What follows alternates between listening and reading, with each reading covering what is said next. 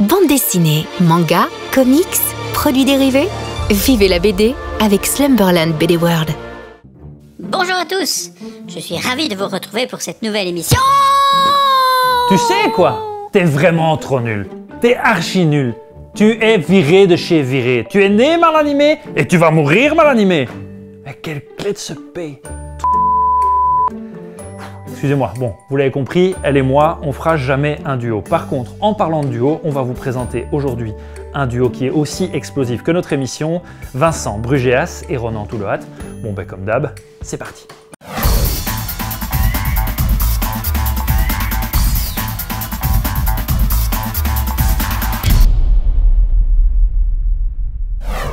C'est quelque chose qu'on a toujours gardé depuis le début, depuis qu'on s'est rencontrés, c'est cette excitation qu'on a sur les envies, les futurs projets et qu'on aimerait faire en fait.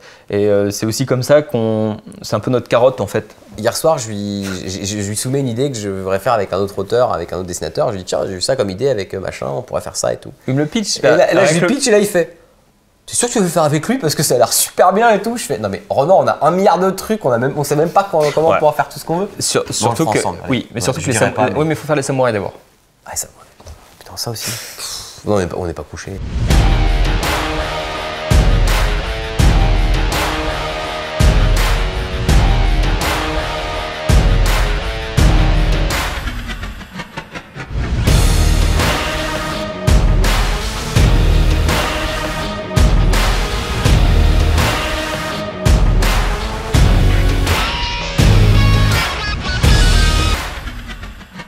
Alors notre rencontre, parce que... Notre rencontre, alors parce que je peux commencer parce que... Non mais c'était parce qu'il faut recontextualiser, tu vois. Oui c'est vrai, il faut recontextualiser. Alors, moi ado, je dessinais déjà beaucoup, j'étais déjà dans la BD et j'essayais d'en faire mais j'arrivais jamais à quelque chose de finalisé. Et un beau jour, ma petite sœur qui est au lycée, elle m'a dit ah Ronan, j'ai un pote au lycée qui écrit et ça devrait te plaire. Vincent m'envoie ce qu'il écrivait à l'époque et là c'est un coup de foudre. Non c'est vrai. À la lecture c'est exactement tout ce que j'ai envie de dessiner. J'ai dessiné des scènes du bout de roman qu'il avait commencé à écrire parce que ça me parlait vraiment quoi. Et là bon c'était mauvais hein, mais je savais pas à l'époque parce que moi je vais faire la différence. Mais surtout c'est qu'en fait pour l'époque c'était bon. C'était bon pour l'époque et surtout c'est que j'ai l'impression qu'il est sorti de ce que moi j'avais. C'était exactement ce que j'avais en tête quoi donc. Et alors pour la petite histoire, le bout de roman que j'ai fait c'était un roman de dark fantasy, du steampunk dark fantasy qui s'appelait Le Sang des Dieux et en fait. On va le transformer quelques années plus tard en Uchronie, ça sera Bloc 109. On a mis 1 an à bosser tout seul dans notre coin. Et là, on apprend que Vent d'Ouest, on pouvait aller chez Vent d'Ouest à ce moment-là, dans leur bureau à Paris. On pouvait y aller comme ça et on se faisait critiquer. C'était génial ça. Et nous, on y est allé 6 fois, je crois, en 2 ans et demi, un truc comme ça, 5 ou 6 fois. Ouais. La première fois, on s'est pris un scud. C'était horrible. Et c'était Eric Adam qui nous avait reçus et le gars nous avait allumé, mais allumé de manière bienveillante. Au début, il nous avait dit c'était constructif. Les gars, arrêtez la BD quoi. Enfin, tu sentais qu'il voulait sortir ça. Et là après, mais il s'est retenu, il a dit vous avez quel âge? Parce que souvent il recevait des mecs qui avaient 24, 25 ans, qui venaient de sortir d'école d'art ou nous on leur dit bah, on a 18, 19 ans, vous avez fait quoi comme études? Rien, moi je suis en études d'histoire, moi je suis en fac de sciences. Ah oui. Ah d'accord, et vous avez fait comment? Bah ça fait 1 an qu'on s'y est mis. Ah. Puis et là il nous a donné 2-3 conseils. Il a regardé les crayonnés aussi. Il a regardé les crayonnés, il a dit il y a quand même une base qui est là.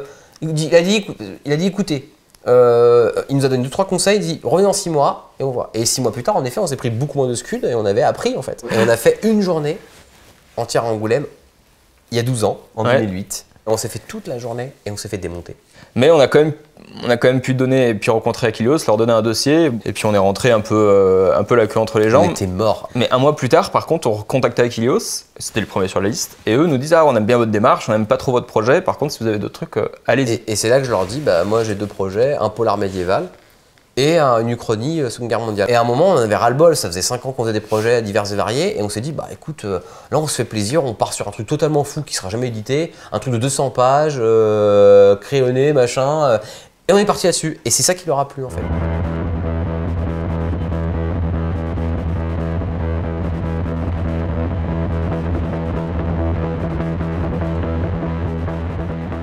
Ils ont un peu plus fait chier Ronan sur le dessin parce que Ronan cherchait sur le. Je me cherchais, je m'étais fait vraiment allumé sur allumé Et j'avais commencé ça m'avait déstabilisé en fait. J'avais commencé à me dire ouais, il faut que je simplifie, il faut que je change de voix et tout.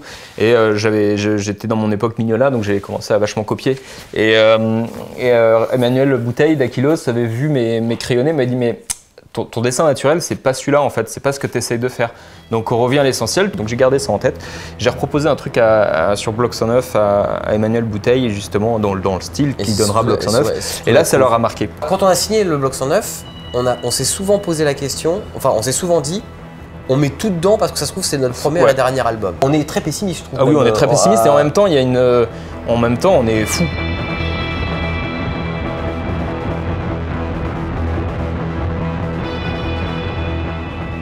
S'il fait le sel de notre duo aussi, avec Ronan surtout, c'est que je mets une idée, tout de suite je fais savoir si c'est possible ou pas. C'est-à-dire que Ronan il va faire oh non.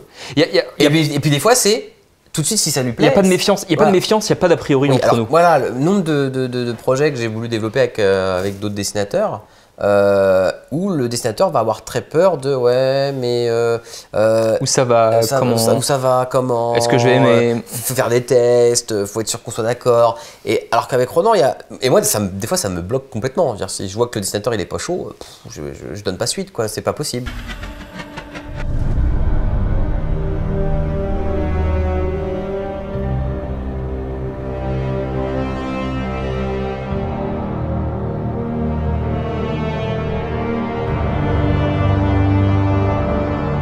On a senti cette tournure dans notre jeune carrière, ouais, c'est ça, c'est Le Roi des Ribauds.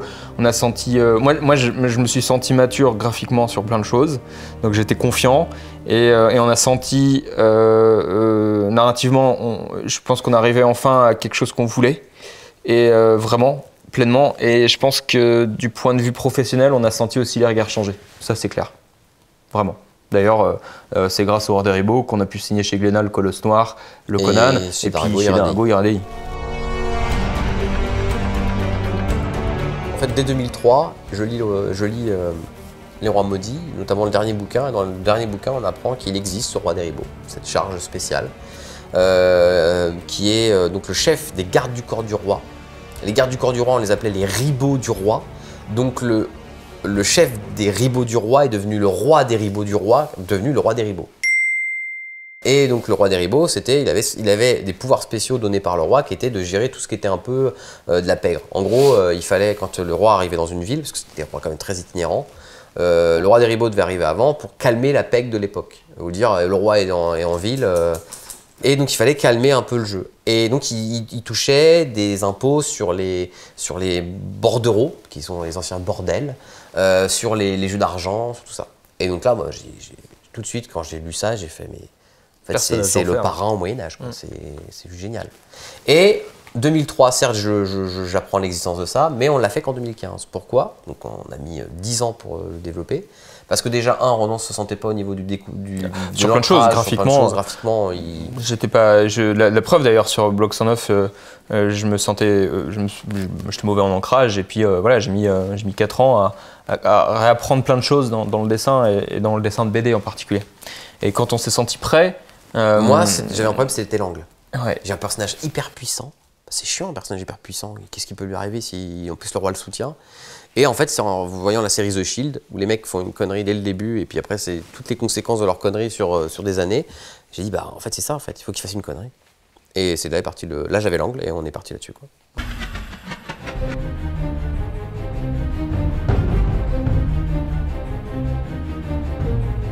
Le Roi des Ribauds sort, et c'est ce qui marque pour moi vraiment ce changement de regard sur notre travail, c'est que le Angoulême ou le tome 1 du Roi des Ribauds sort.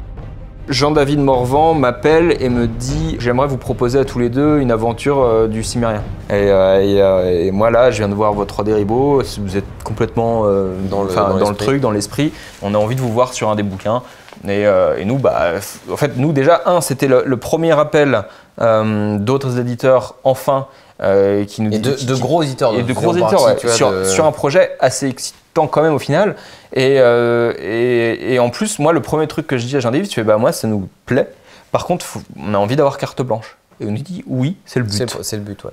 Pour nous, ce Conan, c'est notre manière de montrer qu'on est capable de faire du découpage franco-belge, mais aussi c'est nous mettre un petit peu au challenge de changer un peu de ce qu'on a fait jusqu'ici. Donc de la grosse bataille voilà, épique, et de s'affronter nous-mêmes avec nos propres démons, entre guillemets. Moi, particulièrement, j'ai toujours freiné à faire dessiner des foules, à dessiner justement ce type de bataille. Alors justement, les deux nouvelles qu'ils nous avaient proposées, c'était une qui se passe entièrement dans une maison, la maison des 3 bandits, et l'autre c'était très intimiste avec juste 3-4 personnages. C'était un peu tourné sur nos acquis. On va pas pouvoir prouver quelque chose là-dessus. Alors que le Colosse Noir, il y avait une grosse bataille dedans. L'histoire était un peu légère, mais justement, je me disais, ça nous permettra de nous laisser le temps peut-être de mettre plus notre patte dessus. Et puis, il y avait la grosse bataille, quoi. On se dit, on peut faire une bonne partie de la bataille. Il y avait le côté fantasy, il y avait le côté un peu magique, il y avait des trucs à tester qu'on n'avait jamais fait jusqu'ici. Ça nous a fait une année 2018 assez intense parce qu'il y a les 2 premiers tomes d'Iradei qui sortent, plus le Conan en temps temps. Mais alors, les gens ont eu l'impression qu'on avait fait 3 albums en peu de temps, alors qu'en fait non, l'album était fini depuis un paquet de temps.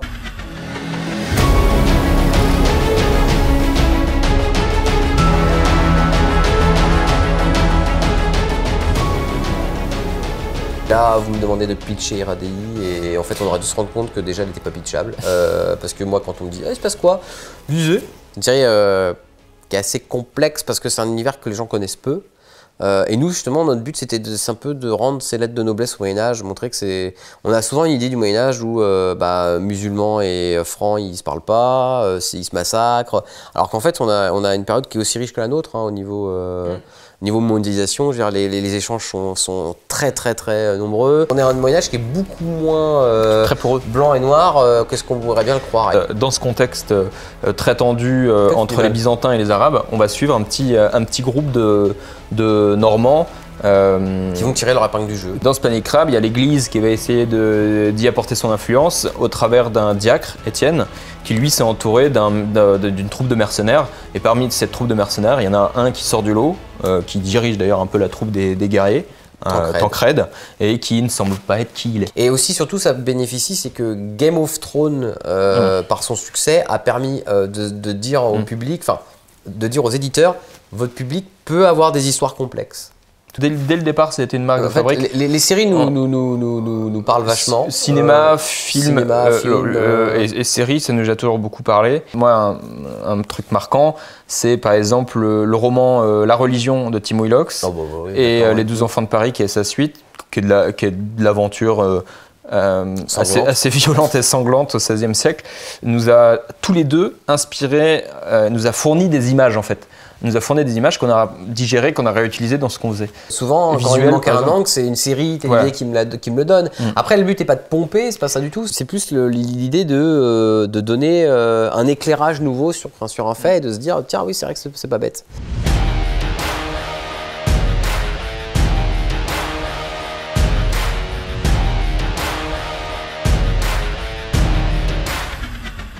Ce qu'on pourrait nous souhaiter, c'est d'être toujours là, tout simplement. En fait, et surtout de continuer à faire les histoires qu'on a envie de faire. On a cette chance de faire des BD, parce que tous les auteurs l'ont pas, de faire les BD. Les éditeurs viennent nous voir en disant tu veux faire quoi? C'est génial. Enfin, je suis payé pour raconter des histoires qui me plaisent. C'est très précieux. Waouh. Je veux pas. Alors après, si je pouvais avoir un statut.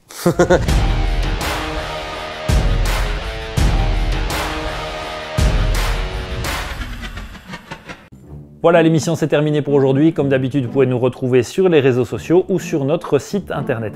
Puis bon, franchement, de vous à moi je suis pas...